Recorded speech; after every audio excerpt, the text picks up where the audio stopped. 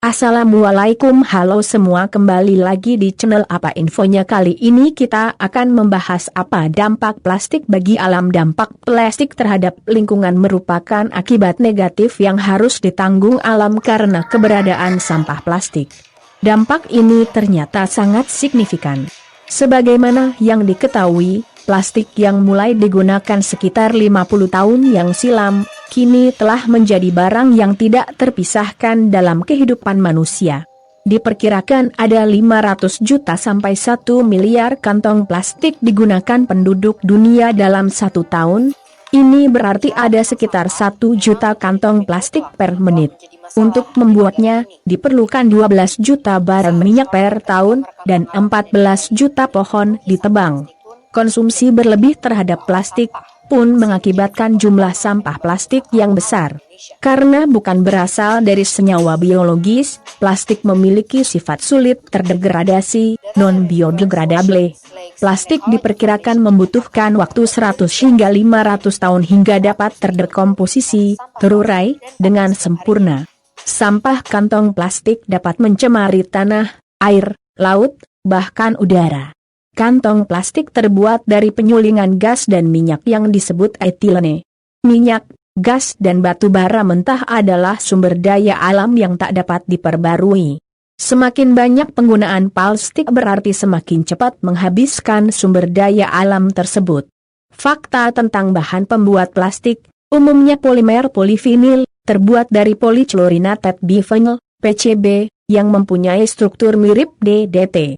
Serta kantong plastik yang sulit untuk diurai oleh tanah hingga membutuhkan waktu antara 100 hingga 500 tahun, akan memberikan akibat antara lain, tercemarnya tanah, air tanah dan makhluk bawah tanah. Racun-racun dari partikel plastik yang masuk ke dalam tanah akan membunuh hewan-hewan pengurai di dalam tanah seperti cacing.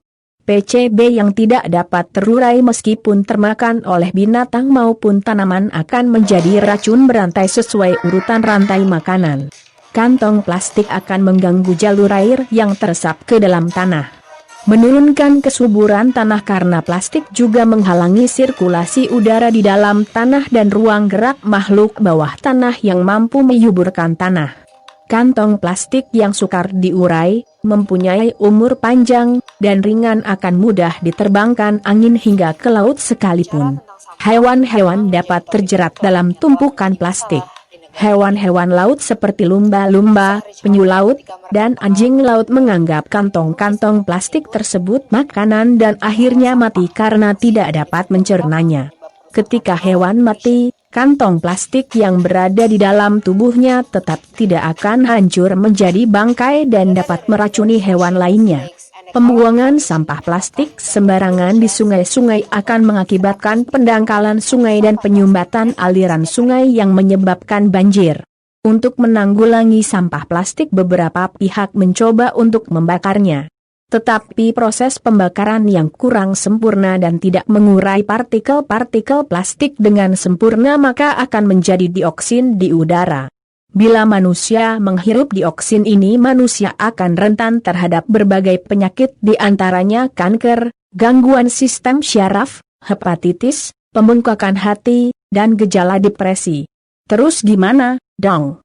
Kita memang tidak mungkin bisa menghapuskan penggunaan kantong plastik 100%, tetapi yang paling memungkinkan adalah dengan memakai ulang plastik, RUC, mengurangi pemakaian plastik, reduce, dan mendaur ulang, recycle. Terakhir, mungkin perlu regulasi dari